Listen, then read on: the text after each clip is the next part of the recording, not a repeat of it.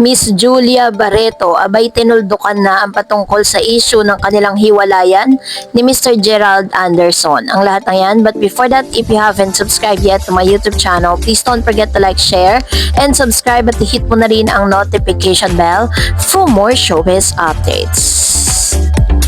Bago tayo of course magpatuloy sa ating updates for today's video, nais ko pong pasalamatan kayo for always watching and trusting this channel. Thank you so much sa inyong palagiang panonood at palagiang pagsubaybay sa mga updates po natin. Maraming salamat po.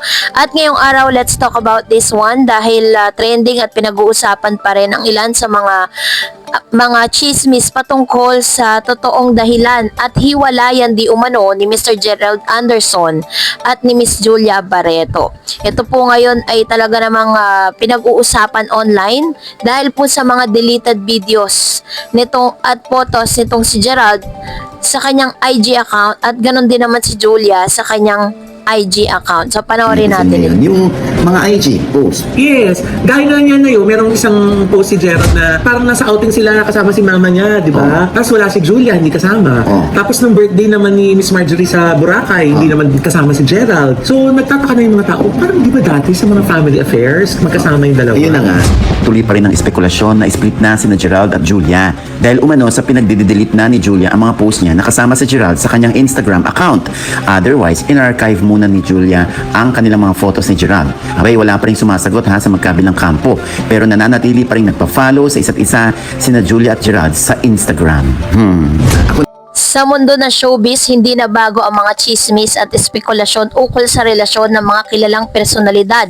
Kamakailan lamang, muling naging usap-usapan ng relasyon ni Julia Barreto at Gerald Anderson matapos mapansin ng mga netizen na tila binura ni Julia ang ilang larawan nila ni Gerald sa kanyang Instagram account. Ang haka-hakang ito ay nagbunsod ng espekulasyon na maaaring naghiwalay na ang dalawa, ngunit sa kabila ng mga usap-usapan nananatiling matatag ang kanilang relasyon ayon sa mga pahayag ng aktres. So binisita po natin ang ilan sa mga Instagram account nila, no? So nagsimula ang ugnayan ni Julia at Gerald noong 2019 sa pelikulang Between Maybes. Sa kabila ng mga kontrobersya tulad ng pagkakadawit ni Julia sa hiwalayan ni Gerald at Bea Alonzo, pinili ng dalawa na panindigan ang kanilang relasyon noong March 2021 at kinumpirma ni Gerald ang kanilang relasyon sa isang panayam kay Boy Abunda. So panoorin pa natin ang ilan sa mga statement ni Mr. OG Diaz patungkol Naman dito. sa akin, palagay. Nasanay yung mga tao na nakikita yung mga post na magkasama. Pero again, parang MC Vice to. Hindi natin alam kung ano nangyayari sa likod. Kasi ang alam ko din, Dahil nga sa hindi madalas sa pagkikita ni Gerald Anderson and Miss Julia Barreto, ito po yung nag-spark at talagang nag-trigger sa publiko para po isipin na talagang hiwalay na nga si Gerald at saka si Julia. Dahil sa mga special occasion kung saan absent ang isa't isa. Sa birthday nga po di umano nitong ina ni Miss Julia ay wala po si Gerald Anderson. And ito pa po ang isa sa mga ebidensya. Let's yung mga watch. nagtitingin din sa mga Sokmed account nila, parang March pa daw yung huli nilang post na magkasama. Malapit na mag-June. Base po sa spekulasyon ng ilang mga netizen ay March pa huling magkasama or nakitang magkasama si Julia at saka si Gerald Anderson. And then April 28, 2024 kung saan nag-celebrate ng kaarawan itong si Direk, no, yung kanilang direct manahan kung saan present si Bea Alonzo at si Miss Julia Barreto at namataan po sila nagtatawanan. Kaya nga sabi po ng ilan sa mga netizen that the word is healing because sabi po ng balita Julia Barreto agreed that the word is healing when she was asked about the viral hugging video that features her and fellow actress Bea Alonzo that surfaced last month. Julia was the latest guest of Tony Gonzaga on the latter online talk show which uploaded its episode last Friday, April 26. Gonzaga asked toward the ends of their interview, the word is healing dahil may mga hugging photos. Is the word really healing when that happened? The word is healing for me, yes, replied the actress. So, tinanong naman po itong si Mr. Gerald Anderson patungkol dito at sinabi nito, no, natanong po siya ng ilan sa mga media, no, patungkol dun po sa nakita nga na sila ay nagyayakapan. Sabi po ni Mr. Gerald Anderson patungkol dito, Sinabi nito that time heal all wounds. Iyan ang kanyang mabilis na sagot sa isang interview ng isang journalist. Si Ito Gerald papanoorin ay natin. nakalock in para doon sa kanyang bagong teleserye na Sins of the Father. Oo. Eh si Julia naman ay busy rin naman. Di ba? Meron siyang Itbulaga twice or thrice a week. Di ba? At meron din siya ginagawa sa Viva. So hindi naman porke hindi nagkasama sa isang event, sa isang okasyon yung dalawa, ay posible na wala na sila.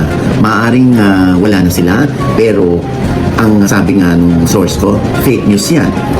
So kaya ending, hintayin natin si Julia at si Gerald na magkaroon ulit ng pictures together. According po sa source ni Mr. Oji Diaz, Showbiz Update, sinasabi na fake news ang ilan sa mga balita na hiwalay na nga ang couple na ito. Ngunit sa kabila ng mga haka-haka, pinili ni Julia na manatiling positibo. Ayon sa kanya, I think I'll just take it as a compliment. I guess we're able to create that private bubble of ours na hindi na nila alam masyado kung anong nangyayari sa partnership namin. Dagdag pa niya, I think it's a conscious effort on our end na talagang protektahan na hindi kailangan mag-overshare. Hindi dapat bawat galaw kailangan alam ng lahat. So siguro that's why they think na break na kami. So ibig sabihin, dun pa lang po sa sinabi ni Miss Julia sa kanya pong interview na hindi po or walang katotohanan na hiwalay na sila dahil parang pinili talaga nila na protektahan yung kanila pong yung kanilang privacy. Ayaw daw nila mag-overshare ng lahat ng mga galaw nila nitong si Gerald. At sinasabi rin nitong si Oji Diaz na maaring isa sa mga biggest reason kung bakit hindi po sila nagkikita ni Gerald dahil itong si Gerald po ay meron po siyang taping at yung taping po nila ay kailangan po nilang tumagal dun sa lugar na yon para tapusin yung kanyang serye na ginagawa. At ganoon din naman si Julia Barreto na meron po siyang hosting stint dun po sa Itbulaga, no? 3 days in a week. So, ganun po yung kanilang schedule. Kaya po talagang yun yung iniisip ng ilang mga netizen. So, according to Mr. Oji Diaz, is a fake news. Hindi po totoong hiwalay. No, ito pong si Gerald at si Julia. So, hindi mo may kakailan na mga artista ay lagi nasa mata ng publiko. Bawat kilos, salita at desisyon nila ay sinusubaybayan. Ngunit sa kabila nito, mahalagang tandaan na sila rin ay mga tao na may karapatang magkaroon ng pribadong buhay. Ang mga chismis at espekulasyon ay maaaring magdulot ng stress at pressure sa kanilang personal na buhay. Sa kaso ni na Julia at Gerald, makikita natin ang kanilang pagsusumikap na panatilihin ang kanilang relasyon sa kabila ng mga pagsubok. Ang kanilang desisyon na maging pribado sa ilang aspeto ng kanilang buhay ay isang hakbang upang maprotektahan ang kanilang ugnayan mula sa mga negatibong impluwensya ng publiko. So, ganon nila pinoprotektahan ng isa't isa. Ang relasyon ni na Julia Barreto at Gerald Anderson ay patunay na sa kabila ng mga kontrobersya at chismis, ang tunay na pagmamahalan ay maaaring magtagumpay. Sa halip na magpadala sila sa mga spekulasyon, mas mainam na igalang natin ang kanilang desisyon sa pananatili ang ilang bahagi ng kanilang buhay na pribado. Sa huli, ang mahalaga ay ang kanilang kaligayahan at kapayapaan sa isa't isa. So, that's it for today. For more videos and updates, please don't forget to like and subscribe, and please don't forget to follow my Facebook page, Dar Eds TV. God bless everyone.